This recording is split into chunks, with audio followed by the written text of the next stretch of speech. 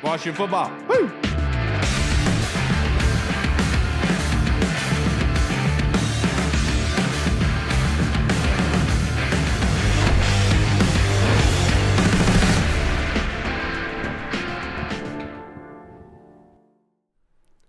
Hello, everybody, and welcome to the Burgundy Zone. I am your host, Kyle. I am joined by my co-host, Michael Reed. It's weird saying that now. Hall will be here as soon as he can. They're trying to put the baby down and coordinating, of course. The title of tonight's episode is The Lion Sleeps Tonight. And the Burgundy Zone is a part of the Frederick Podcast Network. You can find out more by going to www.listenfrederick.com. That being said, I don't even know if we're still a part of that, but you know, at this point, I just keep rolling with it.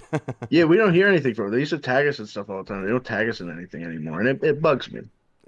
I think that lady left. That was we were in contact with, but so we're just kind of stuck in no man's land. Tonight starting tomorrow, we can say whatever we want about. Tonight is an incredible episode. I can't even begin to articulate like the kind of what I want to say about this football team, but the fact that they were able to come out of Detroit 45-31, and as much as that game seemed lopsided in the first, they really just took control in the second half, man. And a lot of credit goes to the overall entire team for that. But Reed, what were you thinking during that game? Honestly, I knew Jahmyr Gibbs was gonna run wild all over us. That tends to happen. And then once I saw that our offense, it wasn't really a fluke. I've known it's not a fluke, but you're going up against a good team like Detroit, and I know that their defense has injuries. I mean, going up against the Rams or the Eagles will be a little bit different just because their defenses are better. But just watching the way that it was just weird. So I knew that we were going to be able to hang with them offensively. I didn't know we'd be that efficient, but my thing was I could see Jared Goff throwing some picks. I could say as long as you can be opportunistic, you can probably beat these guys. And then they were more than opportunistic. I mean, they forced 5 turnovers. And it was just they were just rolling. And it was just one of those things where it's after a little bit, when I texted you guys at half, and Hall was like, well, we are a one-half team, just being, because we're used to the disappointment. I remember just being like, not us, brother. Not this time. No way. We always play better in the second half. And we did. And we dominated them. I mean, it was what are you guys even doing here? There's clear levels to this when it comes to quarterback play. You know what I'm saying? We got one of them guys. You guys got one of them guys. You know what I'm saying? Just one of them, just run-of-the-mill average guys. And we showed that. And when you've got a quarterback that's playing like this and you got an offensive coordinator that's just cooking, anything's possible. And I will also, real fast, I do want to say how perfect it was for Ben Johnson to call that dumbass play where Jameson Williams threw the ball and we picked it off, and that was basically the nail in the coffin. It was yeah, good going, dumbass. Well, to be honest, though, actually, I watched the All-22 before we started recording. I actually uploaded some things there, but I will say that play call wasn't a bad play call, but it was a bad play call. You could say Jameson, a wide receiver. Well, I understand, but the reason why it was a bad play call is because Mikey Sanders instead of when Jameson gets that end around, instead of him being the outside guy and just sometimes you see the guys charge towards it because they're like, oh, it's an end around run. I got to get up right. He expertly just turns around and starts running to try to find, was it Amon-Ra, St. Brown down the field? Or was it, who was it? Was it Jameson? I don't think it was Amon-Ra. It was Reynolds? It might have been Reynolds, yeah. But he plays that perfectly to the point where he doesn't have to move. All he has to do is turn around and catch the ball, which is something we've been screaming about here in Washington with our DBs.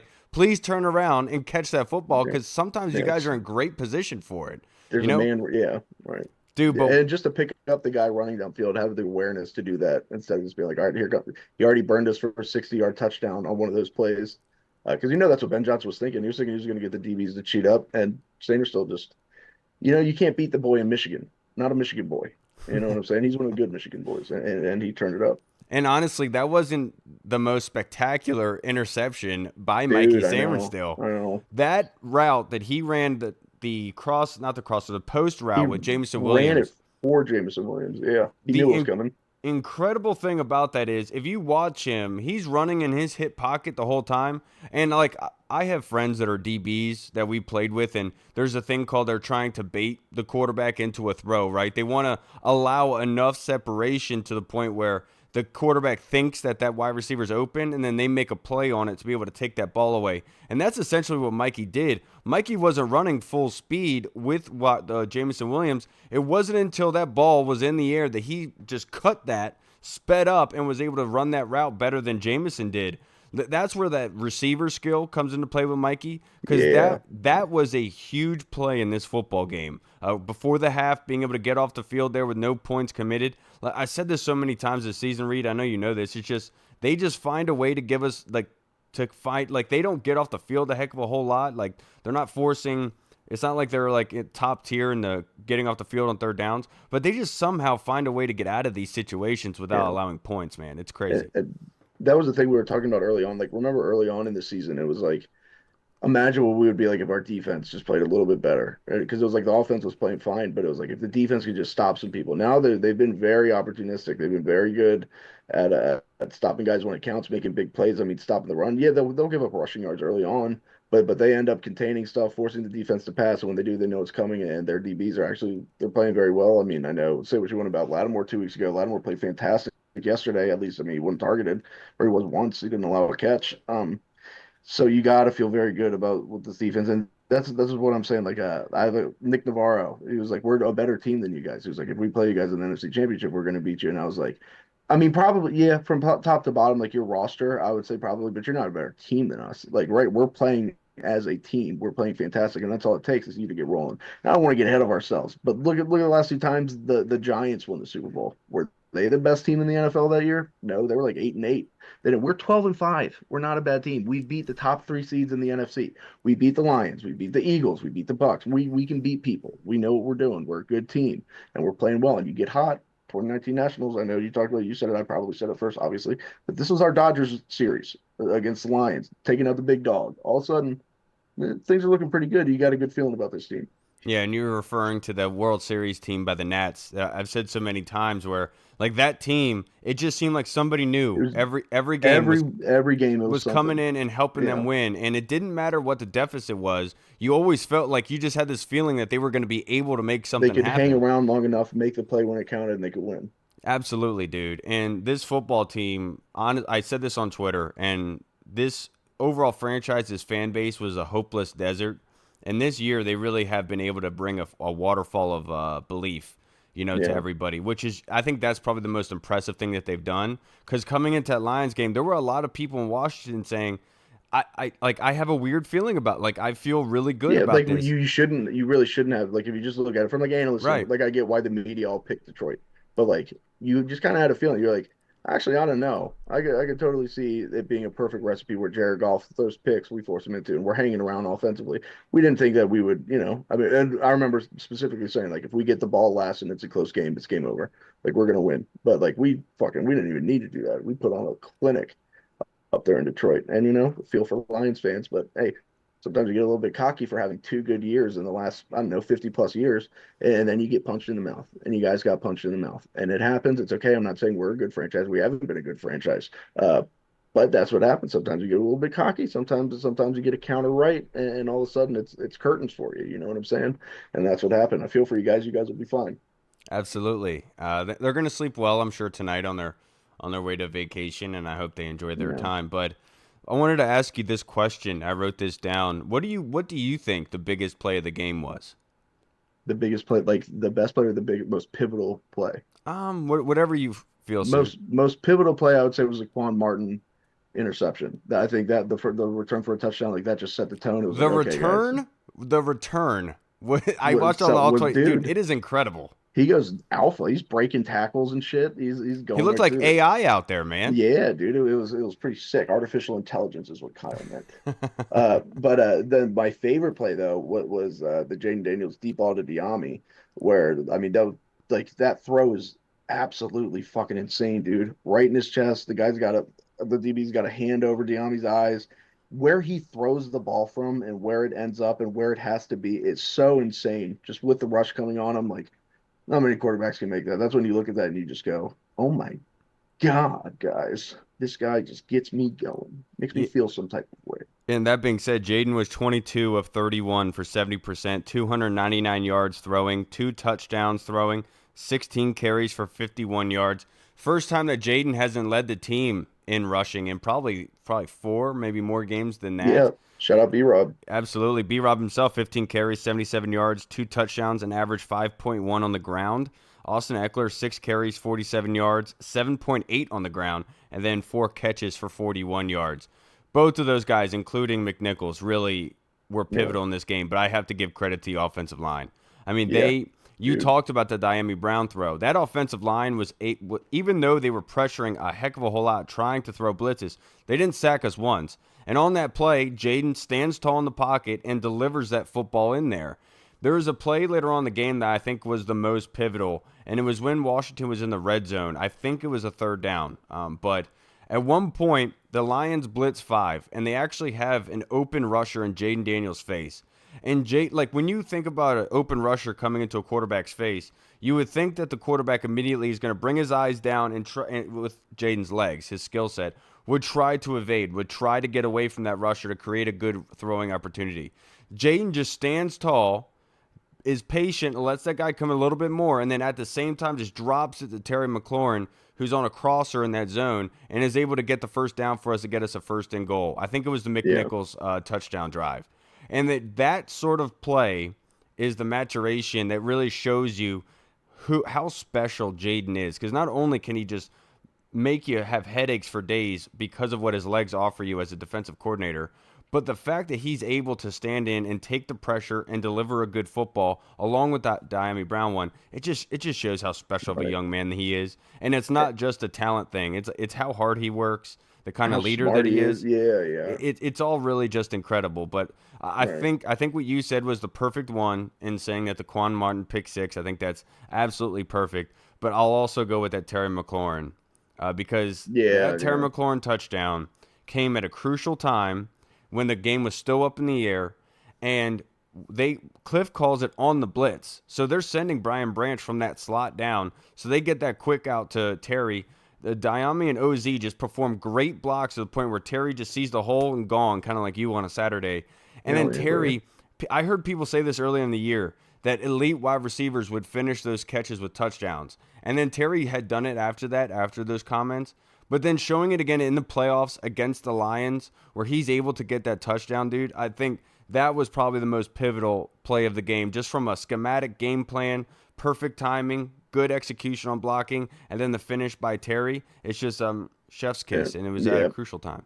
And just the fact that it was your star player. It was Terry McLaurin. It was like he gets it. He gets great blocking. He goes right through him. He outruns the defender on his way, and you love to see that for Terry. But back to what you were talking about the O line playing fantastic. O line's obviously played very good. They did make some improvements, especially this offseason with Biotish and Allegretti, and obviously bringing in Brandon Coleman. Brandon Coleman played fantastic.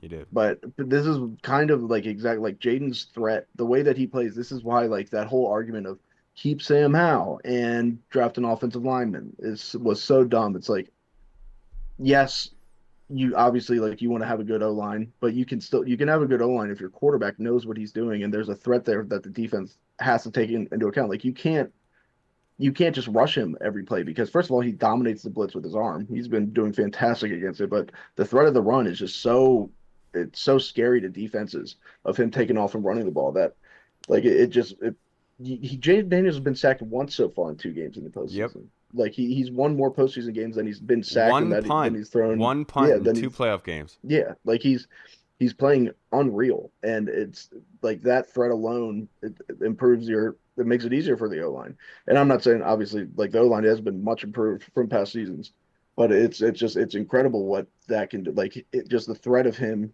and what he can do just kind of negates the defense's entire scheme. It just makes your offense better in general. Yeah. Just the threat. Now, before we get into fan questions, I just want to put out these stats. In first downs, Detroit had edged out Washington by 3 for 30-27.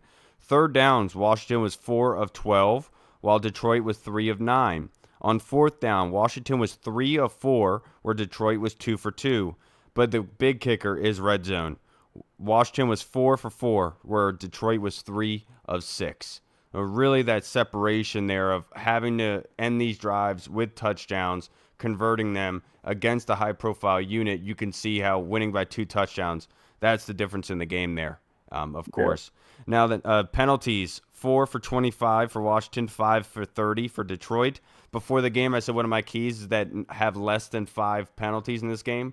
They absolutely answered that call. And then time of possession, almost 34 minutes to Detroit's 26 minutes. So Washington edged them out by nearly 8 minutes there. And then the turnovers, of course, are the huge difference in this football game, which obviously Washington, we talked about this with the Colonel where he said, like, he asked, like, why, not why we could win this game, but my whole point to him was, they're the ones under pressure. And when you're under pressure and you have an extra week of the bye week, you can overthink and you could kind of get into your head a little bit in the matchup leading up to that because you know what's following afterwards, which almost is what seems like Detroit got wrapped up. They thought this was going to be easy. And then all of a sudden, Washington's like, no, we're going to make this a game. You have to fight this whole thing out. This is going to be a bar fight, dude. Yeah, and Washington ended up kicking them in the mouth. Yeah, and that's the thing. That was the whole, like, playing with house money thing is, like, not really. It's just we have the confidence. We know that we can go in there and play with anybody. We beat the Eagles already. We just beat the Bucks on the road. We as good as Detroit is, and Detroit's been fantastic this year. They're banged up. They're not the same. And even if they were healthy, I think we would still go in there with the same confidence. Like, dude, there's a reason that any given Sunday is a literal, like, is a saying. There's a reason for that, and you saw it with the Giants Super Bowl runs. Like, it's any team, any given Sunday, any team can beat anybody. This is the NFL. This isn't college football. We're not Appalachian State going and playing Michigan. You know what I'm saying? Like, we're a legit NFL team. We've got good people. We're running. We're here for a reason. We won 12 games. We can beat you easy. And the funny thing is, and we did, Kyle. You can't shorthand Appalachian State. They somehow find a way to compete usually. Yeah. Maybe. I mean, they do have, like, the biggest upset of all time. Maybe that wasn't, like, the best one to use, but you're good. You know what I mean. Yeah. Now let's get into our fan questions. The first question is submitted by the Colonel, who we just discussed. His question is: you ask all of your guests who will be the unsung hero in the upcoming game. Personally, I think there were many last night, but I had to single out B-Rob and Austin Eckler. Who outshined them? I don't know if anybody necessarily outshined them. I will say this person shouldn't be an unsung hero, but he is to the eyes of Commanders fans because we know what he can be, and he just, aside from one season, he hadn't really played up to his reputation. That's Jonathan Allen. Jonathan Allen played a hell of a game last night, dude.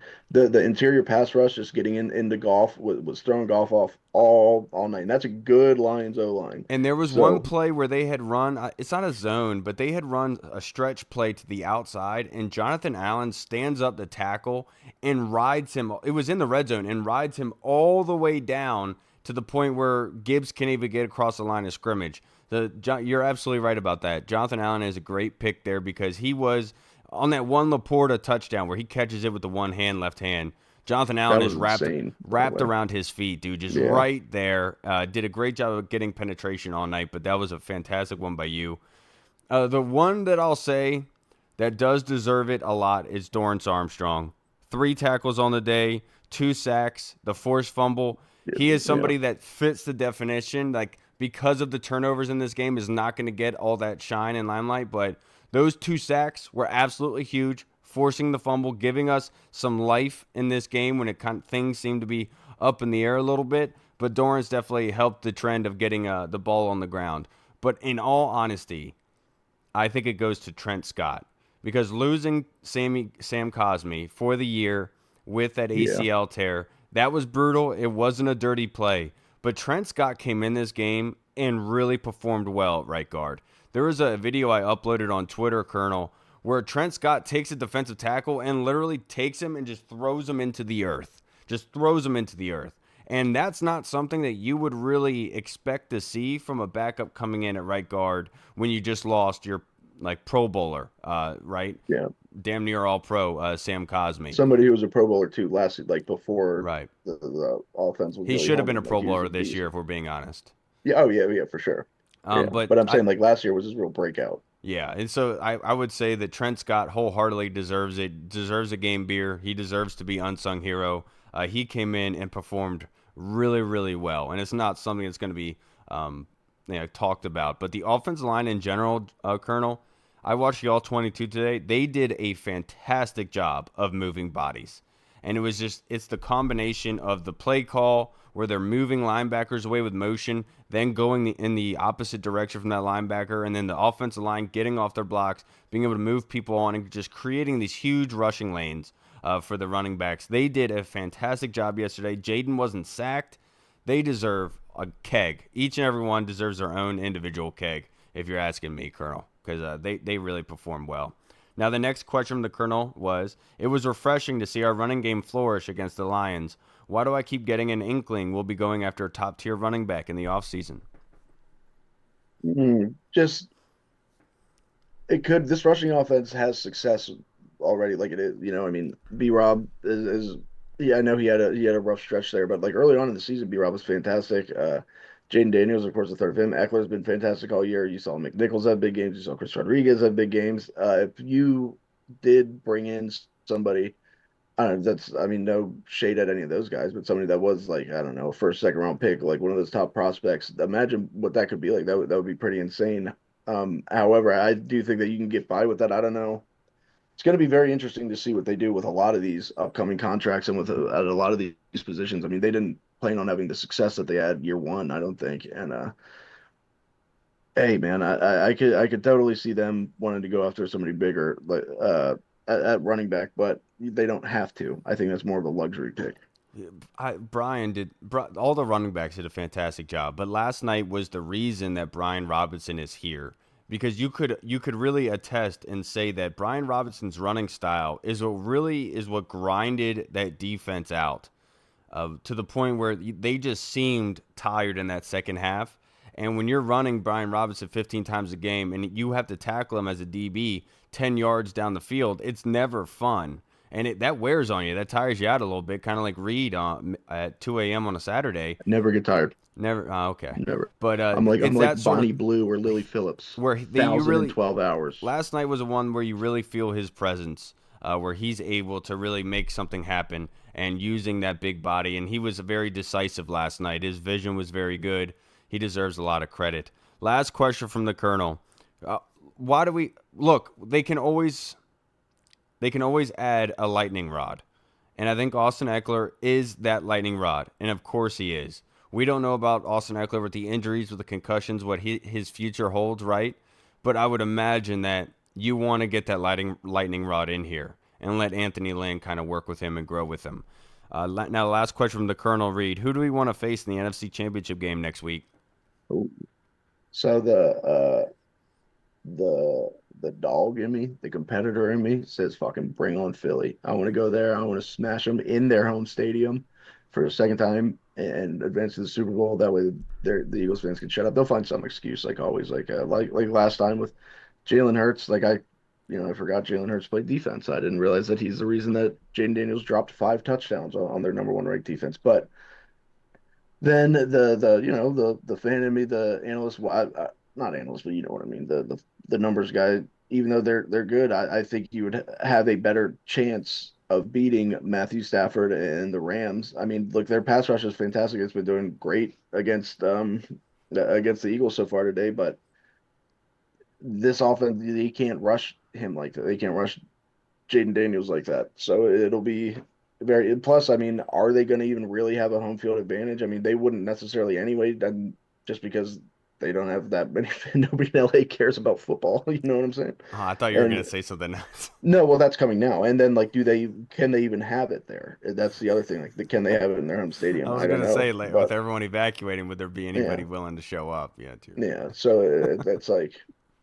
I don't know. I mean, either way, whoever we face, Commanders by 10. You know? And look, excuse me for that. That wasn't a funny joke. It's just the first thing that came to mind. Kyle, people's lives. I know. It's their houses, everything that they own is just gone. That sucks. It's horrible, man. It is. Never mind. Yeah, it's horrible. I will say this, Colonel. Honestly, it doesn't matter to me, in my personal opinion. Going into the Bucks game, it was that rookie quarterback. You can't win. You're not talented enough around him. which the Bucks were a very good team. They won their division, a very high-powered offense. Baker Mayfield's the man. And Washington overcame them, right? And then this Detroit game where it was like literally nobody was giving them a chance. Like Max Crosby was the only one that picked on the NFL panel that Washington would win. And it's that sort of thing where I think now we're in the position to say anybody, anywhere, anytime. And if you're Reed, you'd say any hole to finish that. Kyle, that's disgusting. I would say, honestly, it doesn't matter. Regardless, we're just happy to be here, and we're happy to compete with whoever is put on the table. We'll finish the meal. We'll make sure that we'll eat, and it doesn't matter. We're not full yet, right? And they know that they have more to do. I don't think it really matters who. Each team has weaknesses. Each team has strengths. But even going into this game, you would say that Detroit has one of the best offensive lines in the NFL, and Washington was able to control the line of scrimmage for the most part. Yeah, not only that, dude, our D-line against them, like you're looking at guys that, most people would run off their team, like a lot of these, some of these guys, and we just controlled the line of scrimmage. Like it wasn't even a problem for us.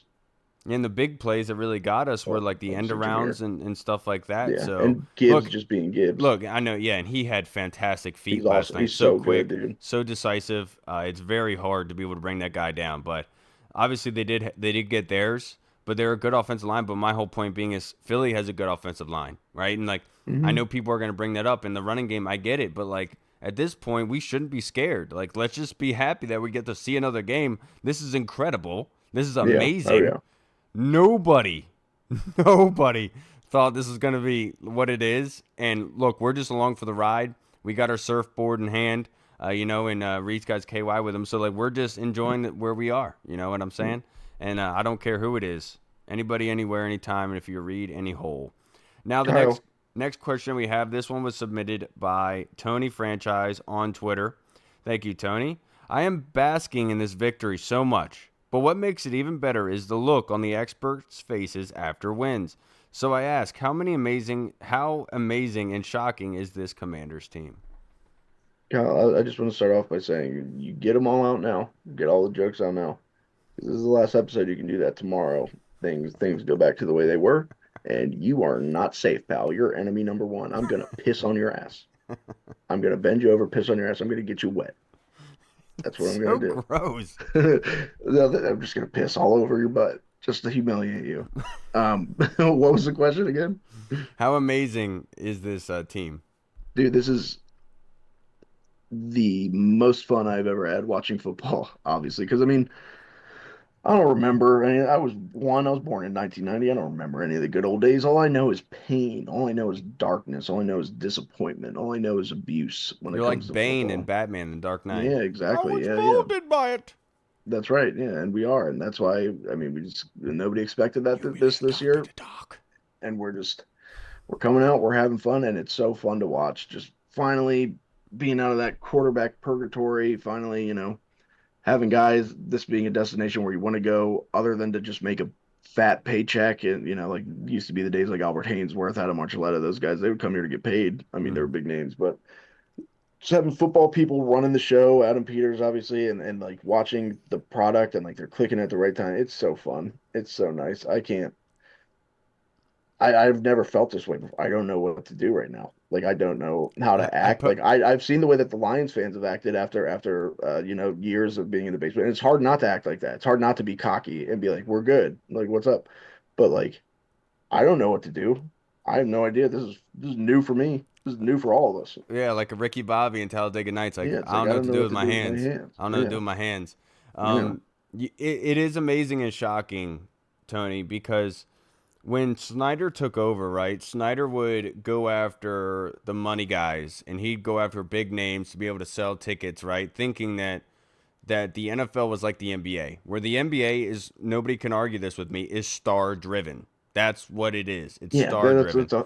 And that's losers, failing product. And that's what he was like almost trying to do, but it backlashed. It did worse over time for Washington. With this team, the amazing thing about them is they are the island of misfit toys. They are the collection of guys that not only fans here, and just people around the league just saying, oh, it's the Commanders, like they're not going to do anything kind of thing. Yeah, they have a rookie quarterback. They're not much. they really are a group of dudes that have been like just pushed to the wayside. And you bring up guys like Frankie Louvu, Jeremy Chin off Carolina. Look at Andrew Wiley from the Chiefs, Allegretti from the Chiefs. Badass being left from the Cowboys because they paid their quarterbacks and their guys too Dante much. Fowler. Right. And like and Terry McLaurin himself, who's had to earn the right of being called elite, which I've been saying this for years. He just needed a quarterback, and finally we bring it to him. And look what he's doing with it. It's amazing because they're not the big money guys. Yeah, you can say Jaden is getting a lot of limelight and he deserves that. But the team altogether is just a collection of dudes who have just bought into this idea that they can achieve the impossible. And I think Jaden Daniels in his answer last night saying God, his first response after the game was God and thanking God He for says all that every game. Love and that. blessings. Yeah. And that's honestly, that's his football team. Even Zach Ertz coming out and saying our job on this earth is to create disciples. And it really is a fantastic and amazing thing to see, not only what they've done on the field, but how they've reached the fan base and really have blossomed into this crazy organism that nobody could contain at this moment, because they almost are like a wildfire to the point where, oh yeah, it's just small, not a big deal. Well, now they've engulfed some of the best in the NFL. And people are looking around, looking at themselves like, oh crap, we missed something here. Yeah. And they are amazing without a doubt, and they are led by Christ, of course, and it's awesome. I honestly, I'm at a loss for words with them at this point. They've overachieved so much. Well, it's so cool too because it's one of those things where it's like every offseason you always think your team's going to be good. You always look at the best. Like I remember a few years ago being like, "This is the deepest wide receiver room we've ever had." Like and like all these people like Alex Smith won a bunch of games for us when he comes back. Or Taylor Heineke, like this season, I remember being like, the good thing about these signings is, yes, they're all new, but they're all guys that are hungry. They're all guys that want to prove themselves. They're all guys that feel like they have to prove themselves to stay in the league. And they're a bunch of former first round picks or second round picks that most of them, I mean, like Noah Igbinogi, Dante Fowler, like these guys, like they're all guys that have the ability. They just may have needed some coaching to kind of bring it out of them, and they gotta prove themselves to stick in the league. And those guys have been fantastic for us this year because they bought in. This is like the one time where off-season like predictions and stuff and like looking at the glass half full is kind of work. Not only work, but like we've overdone it. Like I didn't think. I was like, dude, we could win 7 games this year. We could win 8 games this year. And all of a sudden we win 12 and we're fucking around in the NFC Championship game. It's like, what the hell is going on? What is happening? What simulation is this? What part of the simulation is this? I'm here for it. I like it. You're absolutely right. Now, let's get into our next question. This one was submitted in the Discord by Jeff Miles, Hefe, who just started his own podcast called the NFC East Beef. So make sure you guys go and check that out on YouTube. It's fantastic. Jeff is an artist that does some of the artwork, like he did the Terry McLaurin mural at Northwest Stadium. But his question is, what does this team's success mean to each of you?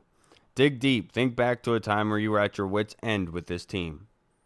This is going to be one of those things where, like, after the season, whenever the season ends, I'm going to have to sit back and reflect on. Right now, I'm just kind of enjoying it. But, dude, I know for a fact if they saying like on this podcast many years ago, like we started back in 2017, I remember saying like if we even make the Super Bowl, I'm gonna cry. Like if we win the Super Bowl, I'm like that's it. I don't care anymore. Like we did it. That's cool. Then everything else, like as long as I see one in my lifetime, like if that happens, if anything comes close to that, that'll be insane. But just this, I'm gonna have to take a second after this and be like, damn, that was such an insane ride. It's like we talked about it earlier. It's like when the Nats won the World Series in 2019, and I'm more of a football guy than I'm a baseball guy. I've been diehard Redskins fan since day one. So if anything like that were to happen, I would literally lose my mind. And I'm already close to it. Like we're very fortunate. We finally have a quarterback. I could tell that by what you say you do to me on Monday, but Oh yeah, that's right. I have to do it. I'll do it before the end of the show. No, I'm good. Kyle, you DM'd me about it. You said, Michael, will you gape for me on camera? I said, what the hell? You said that. Can I answer, Jeff? It's when we first started this podcast, Reed and I, we recorded an episode at my apartment in Frederick. And we started it in April, or was it March? Scott McLuhan, dude. It was April. It was the Scott McLuhan saga, right after the combine with all the disaster there. And we were just laughing about how ridiculous the whole situation was and just how like that was zero. You know, that was the bottom where like you're just Yeah. like, what direction do we have? We thought it was in Scott McClellan we trust, and now that's completely out of the like off. Like you and with Snyder as ownership, you really struggled to find hope and to say, when the hell are we going to get out of here? Like when the hell are we actually going to be able to see this team perform at a high level? And then the name change happens, and instead of us building something that was really good and concrete, we're all arguing about a name. And that was honestly very low for me personally, having to get in these arguments, because I personally just got an argument with my mom last weekend when she was visiting here, because she was sitting here saying she would never say the word Commanders. It's always the Yeah, yeah, Redskins for yeah, her. And yeah. dude, you would have laughed when you heard this conversation, because it was hysterical. I've had that exact conversation with a bunch of people. Dude, It's and I so was funny. trying to Yeah. explain to her that people I get it though. used to Yeah. boycott back in the day. She's like, nobody ever boycotted. Nobody ever. I was like, Mom, this is no, people did. And then my wife comes in. She's like, sorry, I have to chime in. Yes, people boycotted the 1992 Super Bowl, like going down the list, whatever. She's like, oh no, I don't believe that. Hell yeah. But like that whole thing, and then Snyder finally being able to sell, and then the first year of Josh Harris and company, they get the rookie quarterback, and it's unreal, to be honest, to be sitting here, because like ever since we started this podcast, like the team has honestly offered year-round content for us just to discuss. Like very grateful and blessed for it. Right. We won the best fan podcast award in what, 2020, 2021? Yeah, It was the year my son was born. And it's crazy for me to be here and like, you know, I had issues this summer moving out here to Delaware. Hall was about to have his baby. You were working later in the day now. And so we just didn't know if the podcast was going to continue, because like we just didn't know if anyone would have time for it, because I thought I'd have to get a second job. So the fact that we're still here and we're heading into the NFC Championship game, it's honestly surreal. Like it's really hard for me to fathom, and it's a gigantic blessing, honestly, because it is the cherry on top for all these years that we've been doing this, and we just do it because, like, you know, we love to do it, of course, and obviously we all have dreams and everything, but like this is not something that anybody expected, and that's what Washington is. As much as this 30 years had sucked, like this is definitely worth it, man. We're like, Yeah. not only are we like every single team that we go against, like the fan base and the players of the opposing team have something to say about us. Going back to the Bengals game, and this team just answers the call. Like you Yeah. can't ask for anything better, man. Right. Yeah, and it's also crazy because usually I mean, by the mid to end of January, we're usually starting to talk about the draft and the combine, and like right now, we're not barely even look. Like, of course, I still look like it's still fun to look at it, but like I haven't watched anybody really. I haven't, because we don't need to. Like, we're still playing, we're still taking all that serious, and it's nuts, man. I don't. Sometimes I say, will you pinch me? Because I must be dreaming. But then like I log on here and I see Kyle's disgusting face and I think this dream is a nightmare and something bad is about to happen at any second because he's the creature of my nightmares. Yeah, you're absolutely right. All I know is that if I get locked up, I'm not the pretty boy. You are, my friend. First of all, I take that as a compliment. Yeah, I'm I know you do. very eager and willing. I will do anything for the squad. I want to say a joke, but I'm not going to. That lastly, I'll say like the lowest of the low that was after the Emmanuel Forbes draft, just because I was so high on Christian Gonzalez and I thought that we were in a position for it. We And then we took Emmanuel, and I was really down on myself because I was like, what am I not getting? What am I missing in like from a scouting aspect? Turns out Ron Rivera was just a dumbass. Well, like I don't want to give up on Emmanuel. Like I think the young man can achieve a lot, but it was like that was a point where I was like, what am I doing wrong? And like I was like really down. And then this past draft, doing the pre-draft evals with like Deuce and Adam Aniba, and Adam Aniba and I were on the same page with Ben Sinnott, and then we got Ben Sinnott. Adam Aniba brings up Mike Sanders still. I was all over Jaden Daniels in his quarterback class. I thought there were 5 quarterbacks in this draft that were good enough, and I really thought there are. Bo Nix was slept on. I thought Bo Nix was highly slept on, and I said before the draft that Sean Payton would do really well with Bo Nix, and obviously he did, but not as good as Jaden Daniels with Cliff Kingsbury in this football team. Yeah. But, by the way, Philly's winning right now, 22-15 with 6:18 left in the fourth. All right, that doesn't matter. Don't matter. Anybody. But honestly, Jeff, and with everything that has transpired now, just really happy to be here and to be able to still be here talking about it, because it's been a long time that we've been recording, man. And without getting paid for none of it, like it's really hard on all of us and time consuming. But we just, I don't know. I just enjoy talking ball with guests and my boys here as much as they give Yeah, me right. crap. You only like it when I'm here because you like to shame me. That's your fetish. That's your kink. You That's like to my embarrass kink, me. yeah. You like to make me look like a fool. You say, what can I do to make him look like a fool today? And then you just make fun of Just me. wait, just wait.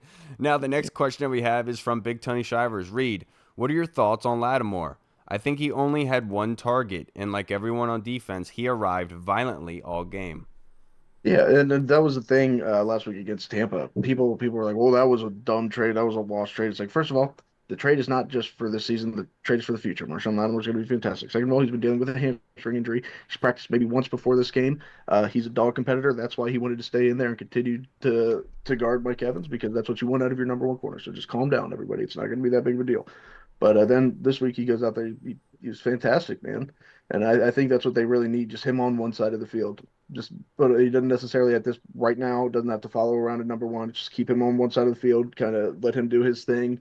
And you gotta love just the type of player that he is. That's exactly who you want on this defense. You want a dog. Him and Sanders still are going to be good for a long time, I would imagine. And that because they're smart players, they're fiery players, they're just they're dogs at the cornerback position, and you love that. I'm very impressed. I was very impressed by Lattimore. He's always around the ball, and you got to feel good about him going forward. He did have one missed tackle on the sideline on a It's okay. short pass that went for first down, but for the most part, he was involved. He was able to get in the way of things. He obviously was not targeted for good reason, even though they have a plethora of wide receivers, which is a relief given with who our possible opponent is next week, either or. They obviously have very good wide receiver unit. So that's a fresh breath of air, because we all had questions after the Tampa game. But Bobby told him, I got you. Don't worry, I got you. And we saw in this game where in the impact of Lattimore to the point where you don't hear him. You don't worry about that secondary so much. And then it opens up things for Mikey Samerstill where he's able to make plays on the football. And so it's just a final piece being added to this team. And I really, really appreciate Adam Peters and company because I'm not a very patient person, but they obviously were with Lattimore for good reason. And you can see why now in doing so, and in making sure that he was primed and ready for the playoffs, because that was a need for us. And honestly, that really helped the football team immensely. Couldn't have been able to win that game last night without him, in my personal opinion. Now, the next question that we have to go to the Discord for our pinned questions I have here. And obviously, I'm not prepared because I was talking about Lattimore. Now, the next question from Deluxe read, how many narratives can we put to rest after yesterday? Terry Speed, B-Rob, NFC Championship game? What else? I think that as more and more Jaden Daniels is on a national stage, the more and more you're going to see that stupid fucking narrative fall away that he's a one read quarterback and it's just his first read's not open, he's going to run.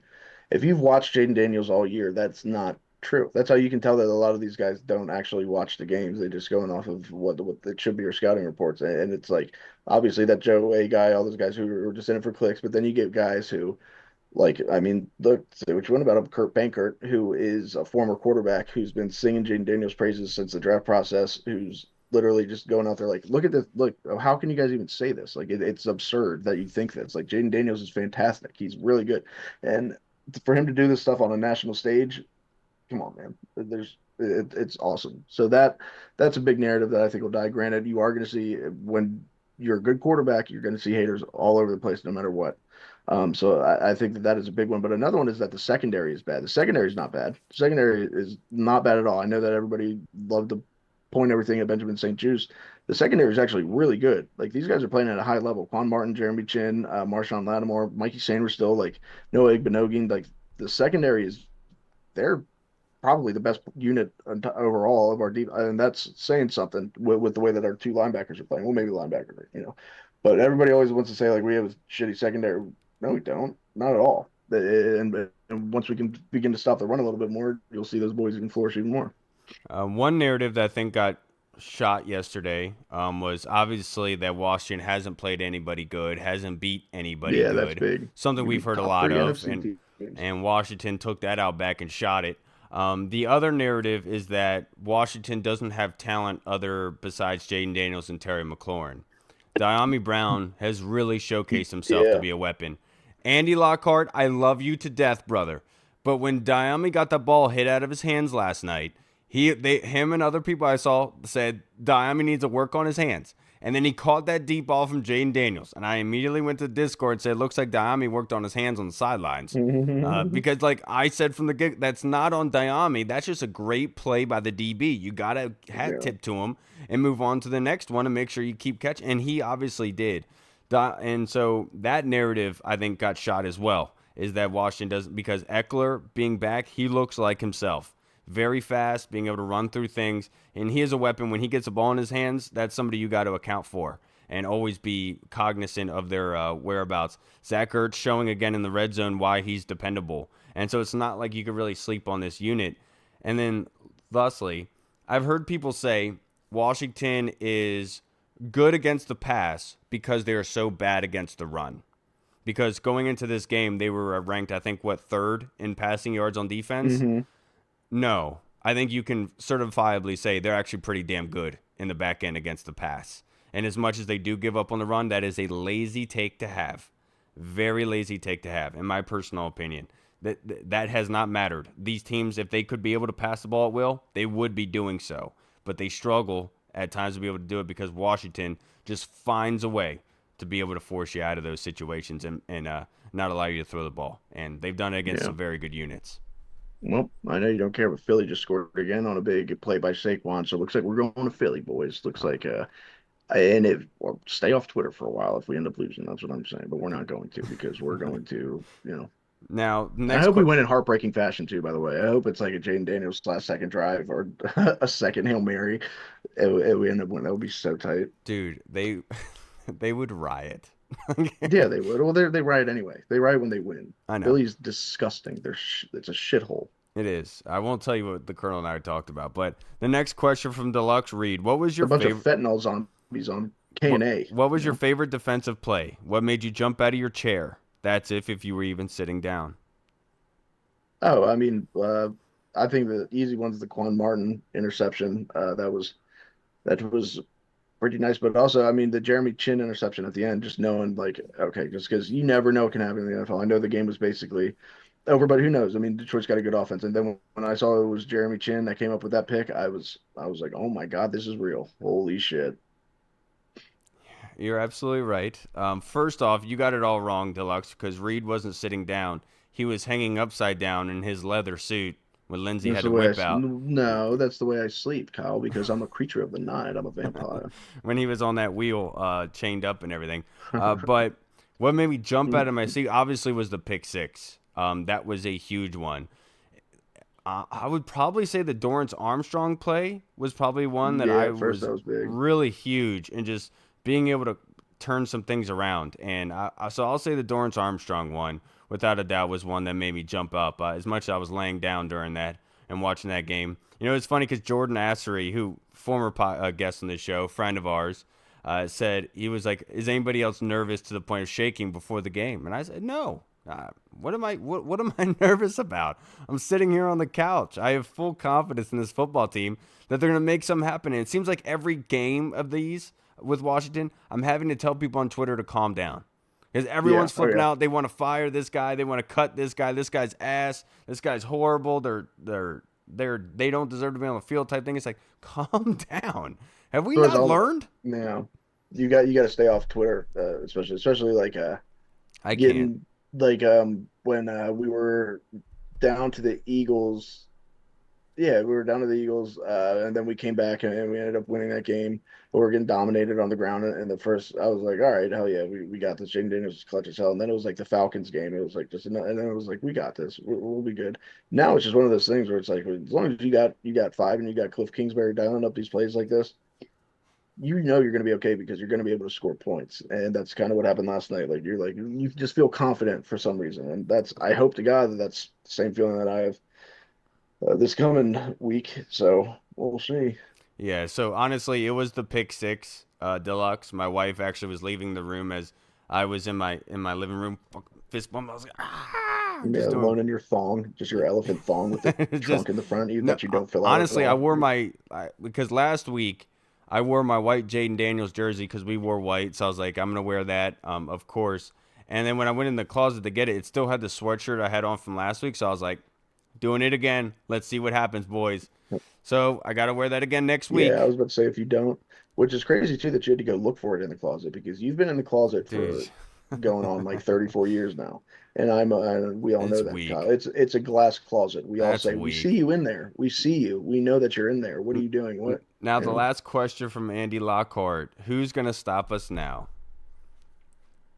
Hmm, nobody is going to stop us now, except for the refs. Maybe the refs. And if so, there'll be hell to pay. Who's gonna stop us now? Mara, Jerry Jones, possibly. In all honesty, it's the refs or us, and I would say BSJ for one. Just putting that caveat in there. But this, if they continue going with the same mindset, if they don't get too full of themselves over this Lions win, like they can really contend with anybody. If they go in with the right mindset, they have the right plays dialed up, and it shows you that even with not needing a bye week, they still came in with a fantastic plan on both sides of the football and being able to make things happen to win. And this game was just an incredible overall team win to the point where from the game plan to the execution on the field was just perfect. I mean, even the drive with Jaden Daniels where at the end of the game, they just have to take up time and they do that. And with the Jeremy McNichols drive where they just drive down the field and they take out as much freaking time as possible to Yeah. the point where the Lions have, I think, less than 3 minutes in order to, or I think it was, no, just under 4 minutes to be able to put up 17 points. 3 possessions to be able to do. And Washington did it, and it's amazing to see where they have, man. I will say it's all on them. They're the only ones that can stop themselves. And honestly, at this point, it's hard to see that they'll do that. All right, I agree with the everybody. way they're humming. Yes, this has been incredible. Any last minute game beers or anything while we've been sitting here thinking? Hmm. No, that I know of. Not that I can think of it. That's just because I'm too, I have a one-track mind right now, and that mind it's on Philly and getting ready to stomp a mud hole in that soulless city up north. You know what I'm saying? I'm with you. I feel They have bad. the worst fans on Twitter too, by the way. The I worst. I said this on the pod a couple weeks ago. Like the people I know personally that are Eagles fans are fantastic They're people. awesome. A lot of yeah, It dude. My it's boss just is an Eagles fan, Nick Navarro. Like they're cool dudes, but yeah. like fucking go. Oh God. Well, it's funny because my one coworker James, really nice guy, Catholic. He's really like he does everything by the book. He's just a fantastic person. He's an Eagles fan. And before the Bucks game, Carlos and his son were giving me a bunch of crap, saying you're gonna be pissed on Monday morning when you come in. We're gonna run you guys through we're gonna run you through everything like that. He comes over to me in the corner and he like pushed me over. He's like, hey, I just want to let you know, you and I are staying quiet. They're talking crap about both of our teams, but I'm rooting for you guys this weekend. I was like, all right, man, I Dude, appreciate that. that's like what exactly what my boss does. He's like, honestly, like I kind of have more fun watching you guys than I do us right now. He's like a diehard Eagles fan, but he's like, you guys, it's cool to see you guys do this, and like that's the type of shit that's awesome. But then you go on X or you just I don't know, read any headline after a game ever. That's the thing. One of those Philly radio hosts said something to me. He was like. It was about the Eagles fans throwing eggs at the bus. Matt LaFleur saying, and said Matt LaFleur was lying, and I was like, you really think it's that far out of pocket though that like you couldn't see that happening like after all the things you guys have done, like the snowballs of Santa Claus, the jail, the eating horse shit, like all that, like you guys are Pouring wild. booze on Clinton Portis's Yeah, mom. yeah, Yeah. right. And he was like, know what you're talking about before you say it. And he said something. Then literally the next day is when that video came out of that Eagles fan called that girl a cunt. And then I was just like, Exhibit A, dude. This is every week. If 31 other fan bases are telling you, you guys are shitheads, you guys are the worst fans in all of sports, maybe you should listen a little bit. Maybe you should change. Maybe it's you, not us. You know what I'm saying? I don't Yeah, know. it's the But radio it's just guys up funny. there. It's the Yeah. radio guys up there, Yeah. without a doubt. Yo, go Birds. Philly, man, we're not even that bad, man. We're pretty good people. Yeah, it kills me that Shane Gillis is an Eagles fan. Like He's man, but you could have been so cool, he's bro. he's not really though. He is, but trust me, He's just more, that's just because that's like his team where he's from, so he reps them and he talks shit. He doesn't really care about NFL football. He's more of a Dame fan, Notre Dame fan, the good guys. You know Yeah, what I'm saying? I'm with it. I'm with it. Yeah. All right, everybody. That's going to wrap us up for this episode. It's been a blast. I don't know what happened to Hall. He pulled a Reed for this one. It's okay. But if you made it this far, you're a freaking champion. Washington is headed to the NFC Championship. It's kind of crazy to even say that, dude. But we got playoff pod, man. Another one on Wednesday. Really excited to be able to record this one, of course. So make sure you guys tune in then. I don't know what to say. I love you guys. I wouldn't go to war with everybody out there, but I mean, I love you guys to the point where like we all deserve this. After everything that we've all been through, this is kind of insane. Because honestly, like no other fan base has gone through what Washington has gone through in the past. Even 10 years. Nobody else. And like No, not even close. So we just like if you look at just being bad, the busts, the big free agent signings that didn't work out, that's all bad. But then just like with the ownership, like nothing was ever going to go right with the way that it was. And look at us now. Who would have thought? You know? Yeah, who would have thought? And it's funny, like we interviewed John Allen at draft night. I remember telling him like, we're gonna see prosperity one day. You've been working hard for this, and like that's a guy that I'm really, really happy for. He was frustrated, and then coming in here now, he's about to play in an NFC Championship game. I'm sure that he is on cloud nine along with the other guys. Like they all deserve it so much to the point where it's like it's just crazy to think about that we're all just being blessed so well. All right, everybody, we love you guys. We appreciate you. I'm Kyle. And I'm former NFL scout Daniel Kelly. All right, everybody. We'll see you again on Wednesday. Enjoy this Victory Sunday, Victory Week. We'll see you guys again on Wednesday night. Washington football. Woo! What's up, everyone? This is Kyle from the Burgundy Zone. We are releasing our own merch to support the show. If you want to rock the Burgundy Zone logo or you want to see Reed's face on your shirt, we got it. We're starting with t-shirts, hoodies, and zip-up. So if you're a fan of the show, make sure you snag one before they are gone. Check out the link in our bio on Instagram, or you can find the link in the description of the video. Thanks again for all your support. Until next time.